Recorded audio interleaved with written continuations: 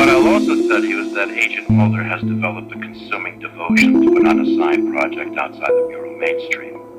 Are you familiar with the so-called X-Files?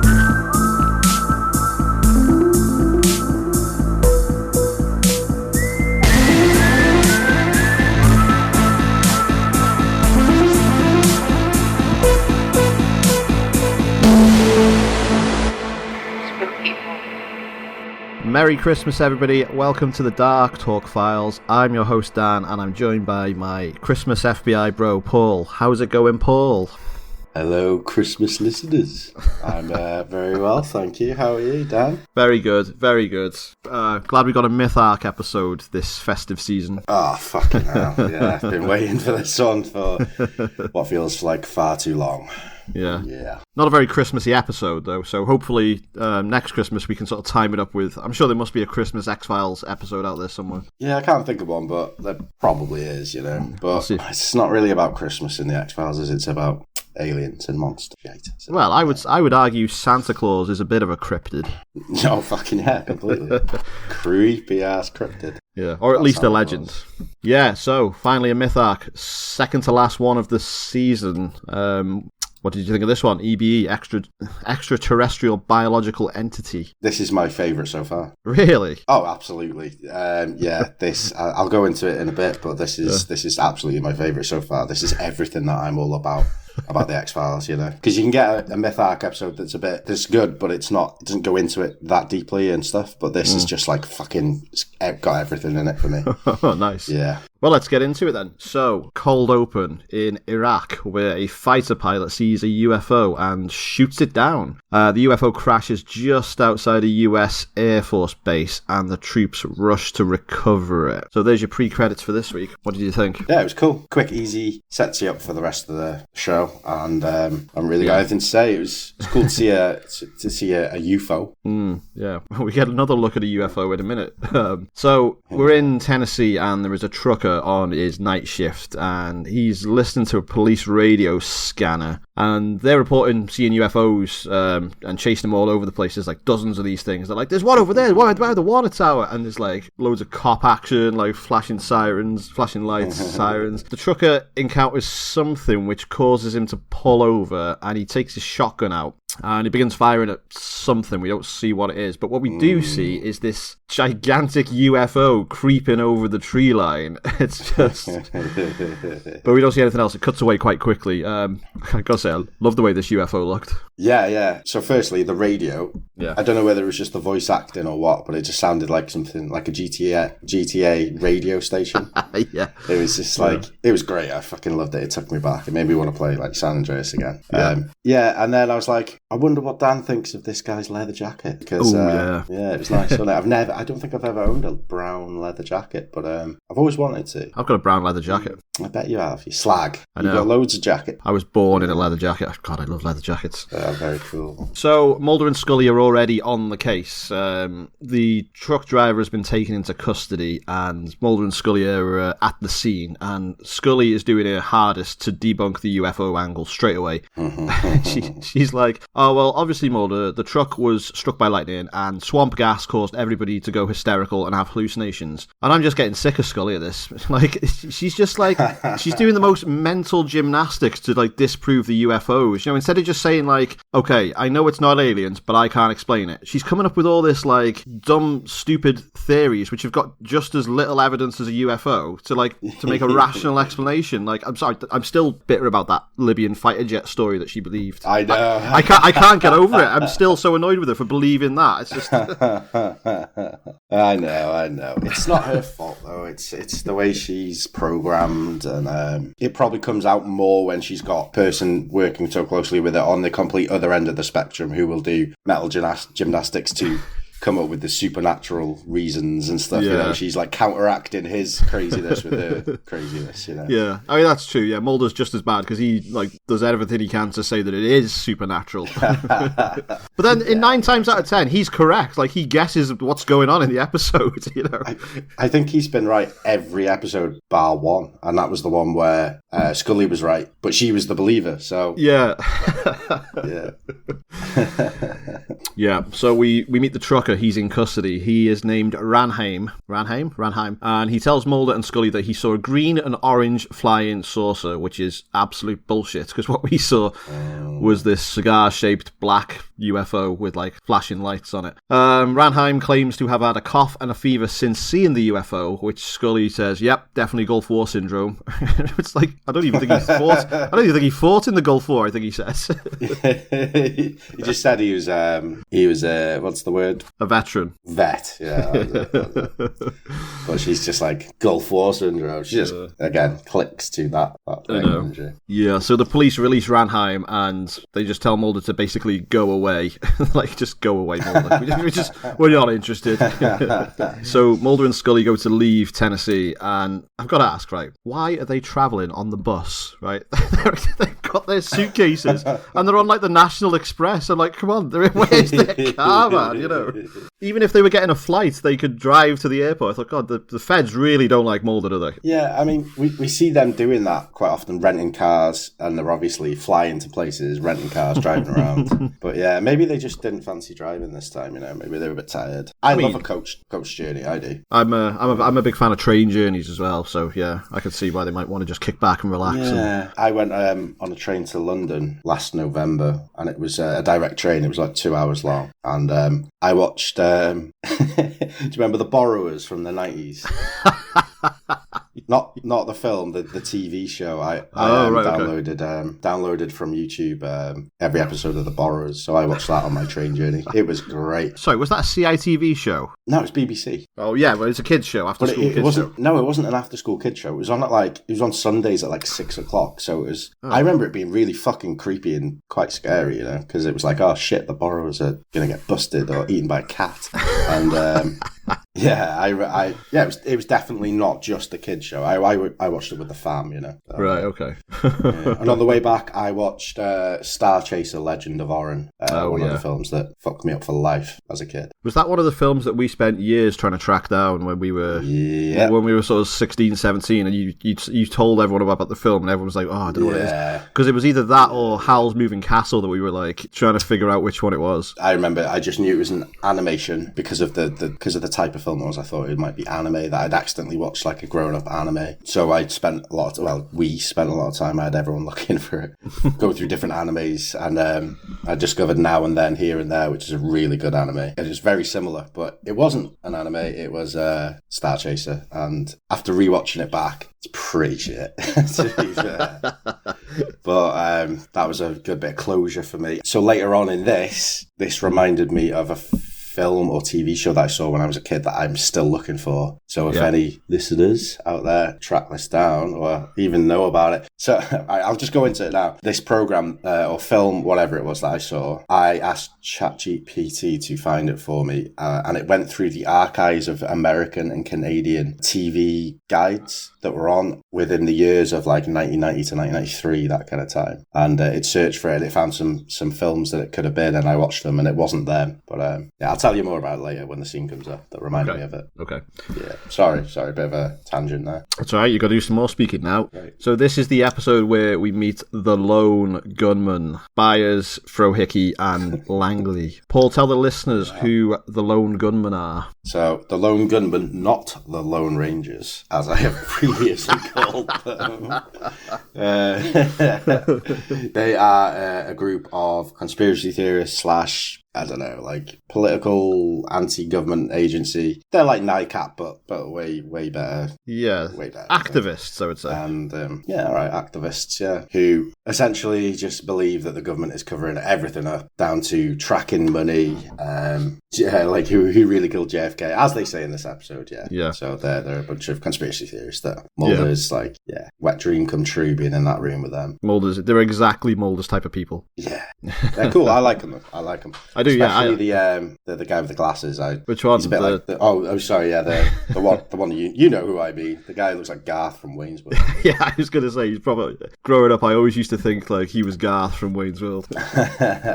There's something about his face, it gives me like a feeling, and it's like a positive feeling. And I don't know why, I just like his face. I hope he's not a bad guy in real life, you know. I'm not going to Google any actors. That's one thing I learned a couple of years ago. Don't Google any actors. Don't meet your heroes. Yeah, so the lone gunman women are contacts of Mulder who can go places he can't, do things that he can't do, which we'll find out later when they assist him in his investigation. But to sort of establish their character, Byers, the suited beardy dude, he shows Scully a trick using a $20 bill. He tears it in half and pulls out this magnetic strip, and he claims that it's a tracking device, so the government will know how much money you're carrying and where you are if anytime you go through like a metal detector. And Scully is not impressed with these guys. She does not like.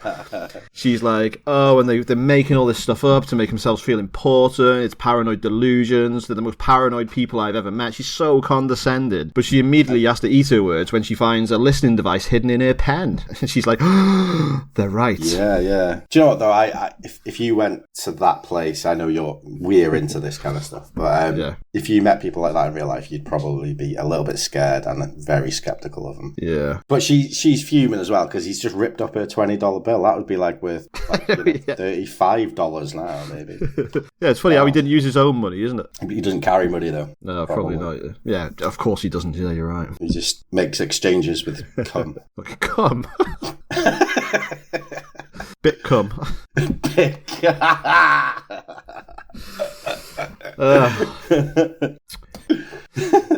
So Mulder uses his secret blue light signal to contact Deep Throat and meets him at the waterfront. Deep Throat passes Mulder a manila envelope containing classified documents which tell Mulder the full story from the cold open about the Iraqi jet shooting down a UFO. At the same time, Scully discovers that Ranheim is the trucker. He's not his real name, and it's an alias of a guy called Frank Druce, and he is actually working for the government. He's part of the capital C conspiracy, and he was driving a secret cargo across the country. So Mulder puts two and two together and believes that Ranheim is transporting the UFO wreckage across the US in the truck, which I love this. I love spooky trucks driving across the US. I fucking love it. Oh yeah, fucking hell. Yeah. Secret cargoes and shit, yeah. Yeah. Can we just talk about how Mulder is eating seed together? It's so fucking weird. It's like Brad Pitt in like all of his films where he's always eating. It's just comical though, like because we've been watching it and like been noticing it. He's just like he's talking to him about very serious stuff, and Mulder's just like, continue, carry on. I'm telling you, it should have been popcorn. They should have done it with popcorn.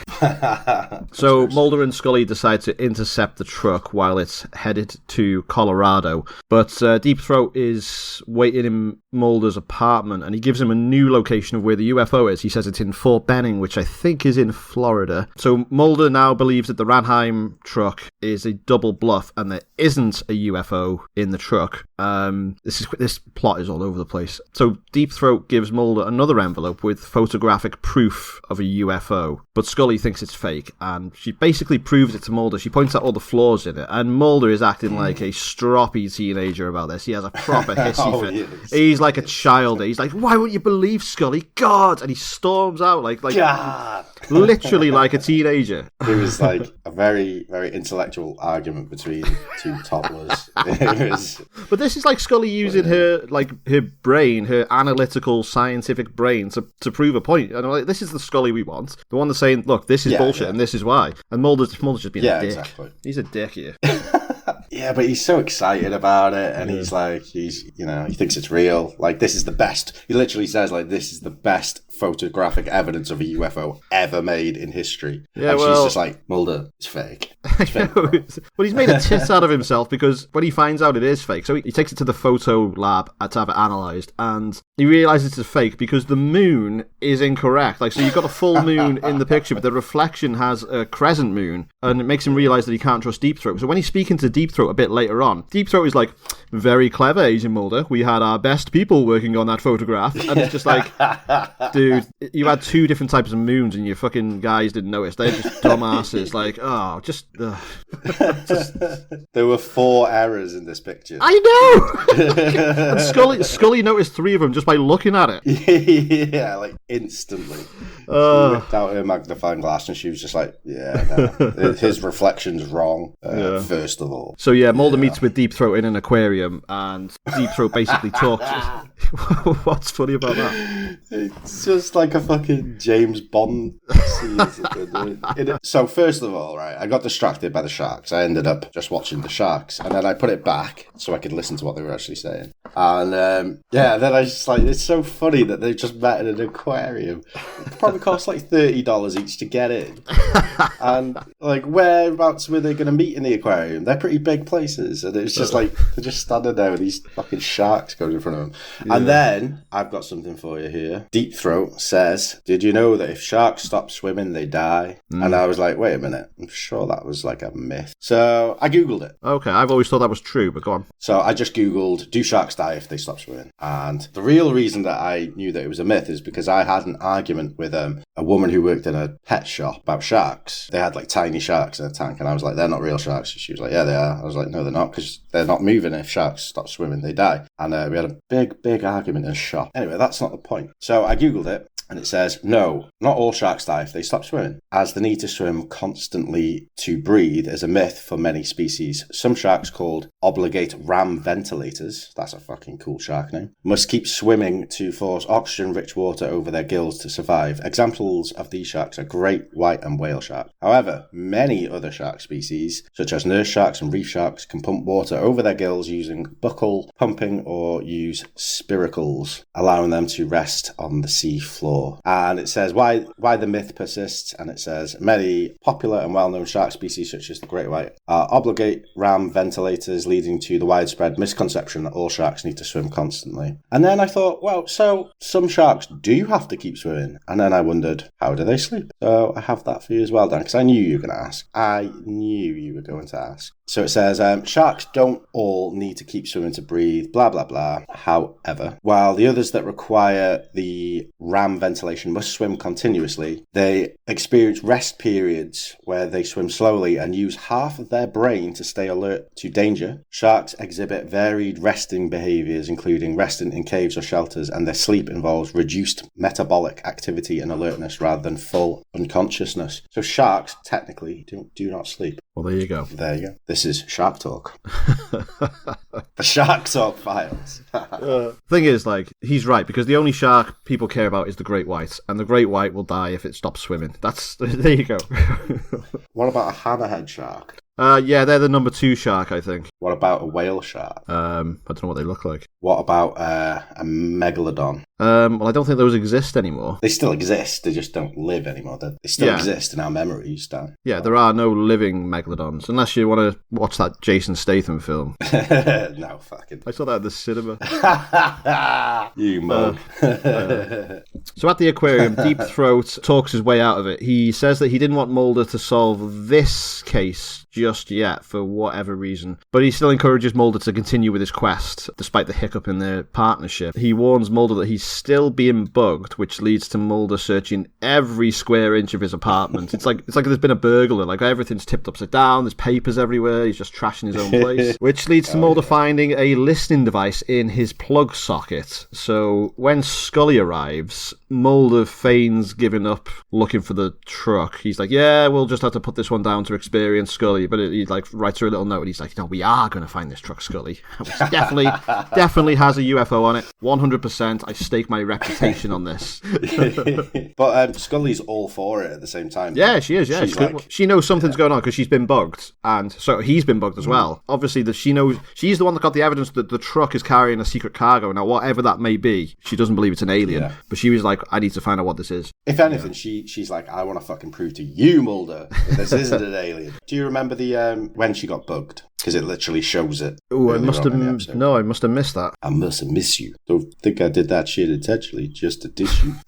So it's when they're in the diner and they're just signing their like car rental fucking forms or whatever they're doing. There's a woman who leans over and she goes, "Excuse me, can I borrow your pen?" She's like, "Sure." And then she gives her a pen and she gives her a pen back. Oh. And then they start walking out and the camera just shows the woman. She's just talking to some kids and she goes like, she gestures to them like, wait there, and then she walks off. That's when she gets bugged. And I noticed that because like as much as I do remember most of this episode, I didn't really remember that little bit. And I was like, All right, well, she's obviously there for a fucking reason. So, and she was. Yeah, so in the city, Scully is followed by some bad guy.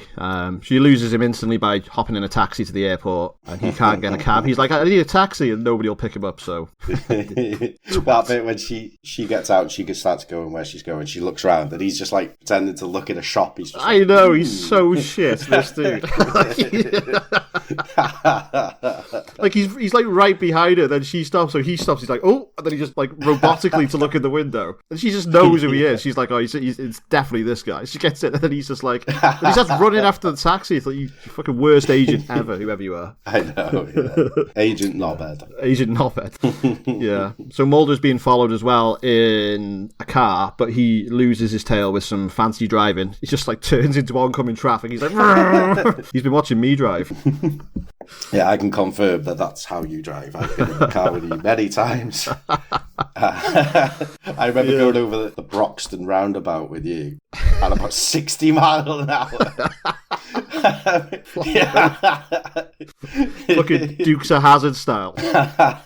Yeah, so they arrive in Las Vegas and they have traced the truck up to Washington State. So they catch a flight up to Washington ahead of the truck and they're waiting. They know where its route is. So they're on a stakeout and they follow the truck through this gorgeous Twin Peaks looking scenery. At night it just looks amazing. It soothed my soul. I've got leg goosebumps right here. So this is where I wanted to talk about the film that I saw as a kid. I'm going to say it was a film because I only saw it once. And so me and my sister, I must have been about 6, maybe 7. I think if I was any younger, I wouldn't have remembered it. And if I was any older, I would have remembered it better. We watched this, I'm going to call it a film. We watched a film and it was about this girl and boy, brother and sister, who got kidnapped. She was older than him. And at one point, the bad guy was walking through an air hangar. So I remember it wasn't an airport, obviously. It was like an airfield with all these small planes on it. And I remember he ducks under a plane wing to carry on walking. And he looked a bit like a Liquid Terminator. And then that's all I remember. But then the end scene I remember as well. It's on this road that looked just like this road in this scene. So it's a long road with giant trees either side. And it was right dusky, so you could just about see the sky, but it was still very dark. And in the scene, the kidnapper was driving up and down the road, and the two kids were running across the road trying to escape him. And that's all I remember. But I remember this having such an effect on me. I was so scared of this. And I've never been able to find it. So if anyone knows what that is, drop Dan an email and he'll let me know. Leave it in the comments. Yeah. Leave it in the comments. Yeah. All right. Okay. So they tail the truck for hours, and Scully's like, they probably know we're following us, and they're just leading us on a wild goose chase. They are blinded by a brilliant flash of white light, and they come to a stop facing the truck. And Ranheim is gone. The truck is open, seemingly abandoned, and they go into the back of the truck, and they find not the wreckage of the crashed UFO. They find a makeshift medical bay where they believe that an alien was being held captive, but it's not there anymore. I love the way this looks. It's like the alien autopsy videos. It's like all silver foiled. You know, you can imagine like the people in the hazmat suits trying to like operate on this alien. Looks really cool. And it's bathed in this weird red light as well. It reminds me of do you remember Tony Hawk Pro Skater 1? Do you remember the Roswell level? Yes, If you do a certain trick, I think it's a grind across a thing, it opens the doors and you can go inside where they've got an alien corpse and like a flying saucer and stuff. It reminds me of that kind of thing. Fucking hell, that game's amazing. It's amazing. I know. Did you see that thing I sent everyone the other day? It was a Tony Hawk Pro Skater cover band and they do all the songs from the games. Fucking hell, what a gimmick that is. Yeah. Jesus. Yeah, so you'd think this would be proof enough for Mulder, like everything he's just seen. But for some reason, he actually doesn't believe that this was a true UFO. Well, the reason he doesn't believe this is a true UFO encounter is because his double watch trick that he does whenever he believes there's a UFO coming, it didn't work. So they've not experienced missing time. So he believes that the flash of light was like from a helicopter or something, and the empty truck is a hoax to make him look stupid. And he admits that he's often too willing to believe, and he thinks that he's being set up to make him. People want to make him look like an idiot. Yeah. So he's back now believing that there is nothing in the truck. So nothing in this truck. Yeah, nothing in this truck anyway. Yeah. Yeah. So he reaches out to some of his sources at MUFON and NICAP, and when they said NICAP, I was just like, "Oh, I miss you, Max." Oh, I know, innit? I know. I love the fact that he brought them up, though. It reminded me that I'm going to buy that hat soon as well. Yeah, so he finds out from MUFON and NICAP that there's been a massive increase of UFO sightings and activity all over the country. So he believes that the UFOs are searching for the downed craft. They're basically looking for their buddy. And they find this UFO party who are just sat out in the woods drinking beer, lighting a fire, and they're just partying, waiting for sightings. And they've congregated outside this power station where they say, yep, they'll definitely come here because there's been loads around here. And I was just like, yeah, these are my kind of people. I wish I was there. I wish I was with these dudes. Yeah, absolutely. There's a guy dressed as an alien, drinking beers, probably having a smoke. Yeah, it looks great. Got all their picket signs and all that kind of stuff. Awesome. It reminded me of that episode of The Simpsons, the X-Files episode of The Simpsons, which we are definitely going to have to cover, when they're waiting for the alien to turn up, and like, is it Jimbo saying, alien dude, need 2 tickets to Pearl Jam? Have you seen that video? The guy getting arrested and he's singing Pearl Jam. He's like, you ever heard Pearl Jam? Live? And then he just belts out some Pearl Jam. It's fucking awesome. I love it. What is the charge? Singing a chorus? A popular Pearl Jam chorus? Oh my god. So they're outside this power station and they see Ranheim behind the gate talking with a security guard, and they realise that this is no normal power station. So they decide to break in disguise. They have the lone gunman hack them some false IDs to access the base/power station. But they are instantly rumbled by security inside. They are just like the least like spy-like espionage. They're just walking around like really awkwardly, and they're like staring at the guard, and like the guard in level 6 is where they need to be, and Mulder's just staring at the door. He's like, that's where I need to go, and the guard is like, well, you're obviously not from here. Instantly rumbles him.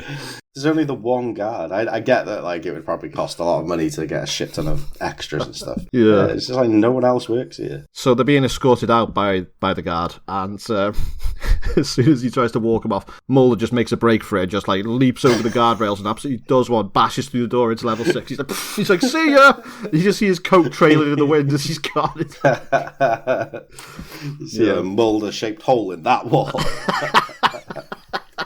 Fucking Roadrunner. He's like,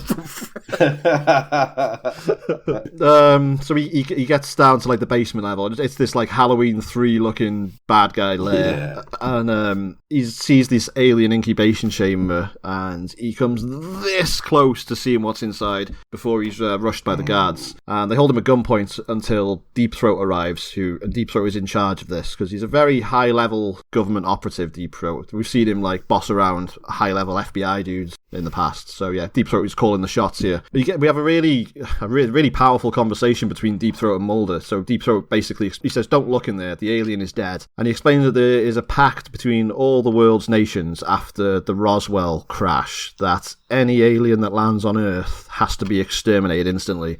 Deep Throat is one of 3 people in the world who have ever killed an alien, and that act has haunted him for all his life, and that's why he's helping Mulder to atone for all the shitty things he's done. I thought this was really powerful, really added a lot to the character. We don't really know his motivations up until now. I thought this was great. Yeah, absolutely. It just shows how much power that he really has, because like we don't really know what this place is. It's like, is it CIA? It's essentially the Men in Black, isn't it? Yeah. And he is pretty much their boss. And yeah, that speech was really good. He got to show off his acting chops. We got a bit of backstory, as you said. Yeah, it was just really good. Great stuff. Mulder does look inside the little room. He does. But just before he does, I was like, it's Schrodinger's alien. It is both in there and dead, and not in there at all. At that moment, it is both. But he looks inside, doesn't he? And then there's nothing in there. And it's just like... Yeah, I wasn't sure what he was going to do. I was thinking, is he just not going to look? Like, Deep Throat tells him to, but obviously using Mulder so he does look.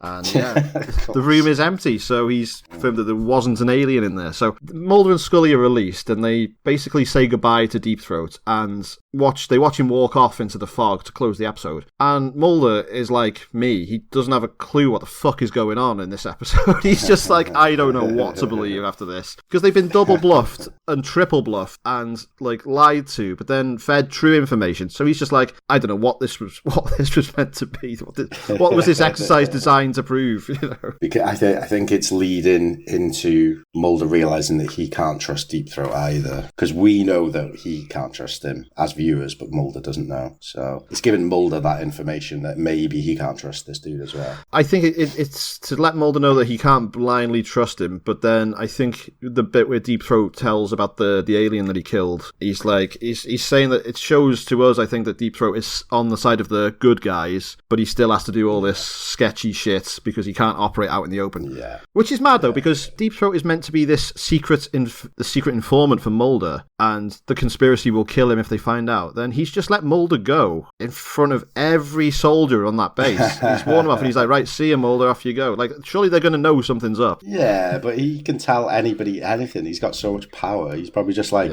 don't worry, I'm letting him go for a reason. And you don't need to know that yet because you're involved. Like some random guard. He's like, you're special. Yeah. You're special. Yeah. You'll know soon, my friend. And he's like, he's very good at talking his way out of these things. Grooming him. Yeah, of course, yeah. Grooming some random guard who's like, yeah, but sir, you shouldn't have let him go. He's like, it's okay. You'll be involved soon as well. Your place your time will come. Oh, so that was E.B.E. I know what you thought about this one. So yeah, as I said earlier, this is my favourite episode so far. I had a realisation while I was watching it last night. So I've obviously stated many times that I'm way more interested in the Myth Arc episode storyline plot, and I've realised why. It's because the moments where they're getting the car chase and they're like running out of trust in everyone, like at one point after Mulder finds the bug, they're like essentially on their own in this, even though they're FBI agents, you know. Like I've realised that these episodes are so powerful to me because they are so much more fucking terrifying than a man who can squeeze through people's vents, or or Scully's dad who was like a ghost, or the drawing of the big tittied fucking Bigfoot. They're way more scary because they're, apart from the aliens, they're like based in reality where there is a government who could be fucking you up. And it's just so much more fucking scary. And I prefer the tone because it's always more serious. And even though I do like funny Mulder bits, that is why this episode is my favourite so far. And it's the most powerful so far for me. 10 out of 10 episode. Absolutely fucking loved it. Yeah, it was great. Yeah, I liked it. Yeah. I think some of the scenery was really great. That truck. Oh, God, I just love trucks at night. That, traveling through like the Pacific Northwest, it just gets me. It's like that whole like the magic of the 90s just hits me. Ooh. Love it. Yeah, I thought there was a lot of dicking around and the plot wasn't very clear, but that is the point, isn't it? A lot of bluffing and double bluffing. It was good. I really liked Deep Throat. He was very powerful at the end of this. Thought it, put on there was a powerful performance from Jerry Hardin as Deep Throat. So have you got any trivia about this episode? Yes, I do, Dan. So here is some trivia. Play the music, baby.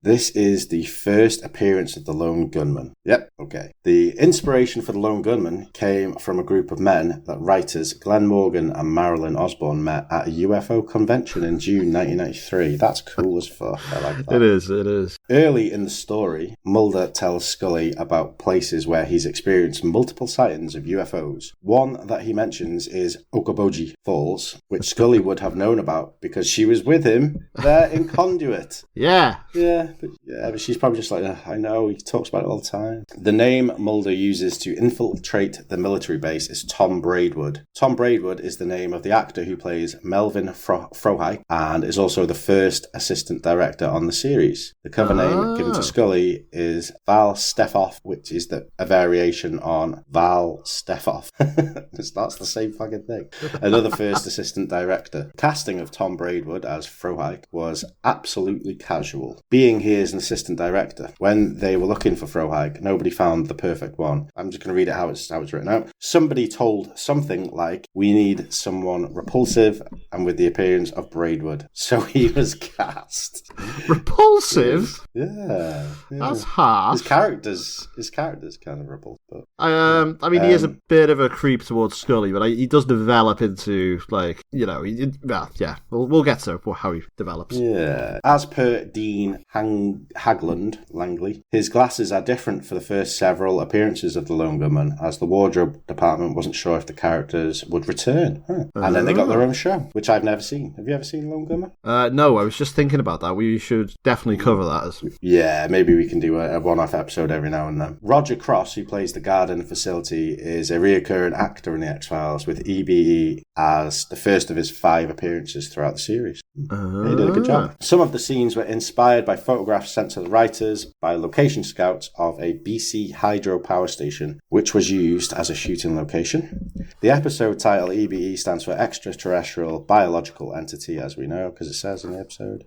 Peter Lacroix, if I'm pronouncing that correctly, who plays Trucker Ranheim, later played different characters in Ascension 1994 and Unrequited 1997. I've got a song called Ascension. How cool. And here, would you like some more? I've got 4 more. Would you like them? Go on then. The first instance of Mulder turning off his apartment lights, leaving just a lamp on, shining out of his window. No X in tape, just the lamp. He used this sign when he wanted to meet Deep Throat. Later, he would use the X in order to meet Mr. X. The Lone Gunmen say that they have had breakfast with the man who killed John F. Kennedy. Later, in Musings of a Cigarette-Smoking Man, the supposedly true, within the X-Files universe, identity of the killer is revealed. Deep Throat reveals to Mulder that he actually exterminated a captured alien many years ago. This scene will be portrayed in a flashback in Musings of a Cigarette-Smoking Man. And finally, when the Lone Gunman first meets Scully, Frohike tells her twice that she is hot. This is the beginning of an internal joke about the crush that Frohike has on Scully. He seems to be both Mulder and Scully's favourite gunman. Okay. Everyone has a crush on Scully. Even Mulder sort of reveals his little crush. He's like, yeah, I'm surprised that someone said you're hot or something like that. And it's just like, bit of stinky jealousy there, Mulder. So that's trivia of the week. Thank you for that. Have you got a spooky story, and is it Christmas themed?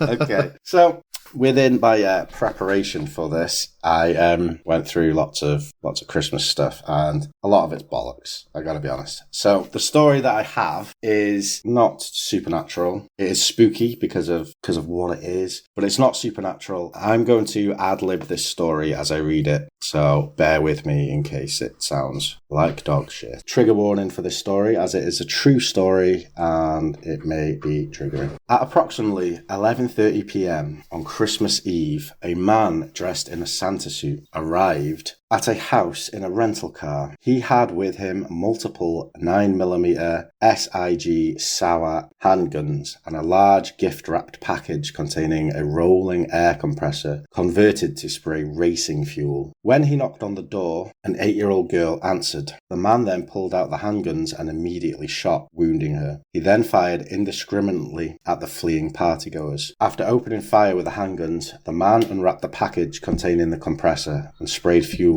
around the interior of the home. Police believe the fire was intended to be ignited with a flare, but when the fuel contacted an open flame in the house, there was an explosion. Between the gunfire and flames, a total of 9 family members were killed and 3 were injured. One of the survivors made it to the neighbour's house, where she called the police and identified the man as the likely suspect. The man had apparently planned a detailed escape. He had rented multiple vehicles and parked one near the house of his ex-wife's divorce attorney, full of supplies and maps of the Southwest and Mexico. Police speculated the attorney might have also been a target. The man had also made plans to visit a friend in Iowa and purchased a Christmas morning plane ticket from Los Angeles to Illinois. He was also carrying cash strapped to his body. However, the explosion and fire had left the man with third-degree burns on his arms and legs. After setting the home on fire, the man changed out of the Santa suit and drove to his brother's house, where he was later found dead with a self-inflicted self-inflicted gunshot wound to the mouth at around 3 a.m. His brother was not present in the home at the time of his death, and the medical examiners found that cocaine was in the system at the time of the attack and his death. The rental car, parked 1 block from his brother's house, contained remnants of his Santa suit, booby-trapped so that moving the suit would trigger a fire and set off 200 rounds of ammunition. At his house in Montreux, police had recovered 5 empty boxes for semi-automatic handguns, 2 shotguns, and a container of high-octane fuel tank gasoline. They also found what was described as a virtual bomb-making factory in his home. This man was Bruce Pardo, who essentially went to his house to murder his ex-wife. Fucking hell. And I do apologise, as I said before, that it wasn't spooky and it was more true crime. However, it was really hard to find anything that wasn't just about Scrooge and shit like that.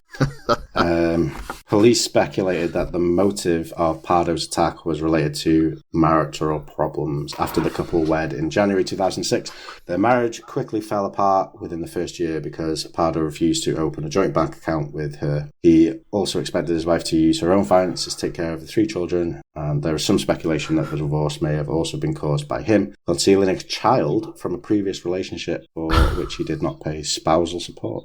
So the dude sounds like a complete piece of shit, so... Yeah, absolutely. If you can see his photo here, he is, you can tell. You can just tell. You can see it in people's eyes, you know. Will there be no Christmas where you're going, son? Hell! But we do have Halloween parties. Yeah. Well, thank you for that one. Sorry, it was a bit grim. Rest in peace to the victims of... Do you know what? Because I didn't realise that you wanted me to read stuff about something Christmassy, I actually had a different section ready to read out, and it was about the New World Order conspiracy theory. And I was going to talk about the alien invasion and David Icke and such people like that and the Men in Black. We'll save it for another time, yeah? Okay, yeah. There's going to be plenty of conspiracy alien episodes to read that one out for. Well, thank you for that one. So this brings us to the end of the episode. We'll see you next time for the final episode of 2025, which will be Miracle Man. You ready for that one? I believe in miracles. So I'm ready for that. Yeah, big time. Let's do it. Let's do it now. Let's do it in 10 minutes. Okay. Thank you everybody for listening. Merry Christmas. We'll see you next time. Bye. Are you going to say Merry Christmas? Oh, Merry Christmas. Happy New Year. No, that's next episode. Oh, just Merry Christmas then. Don't have a Happy New Year yet.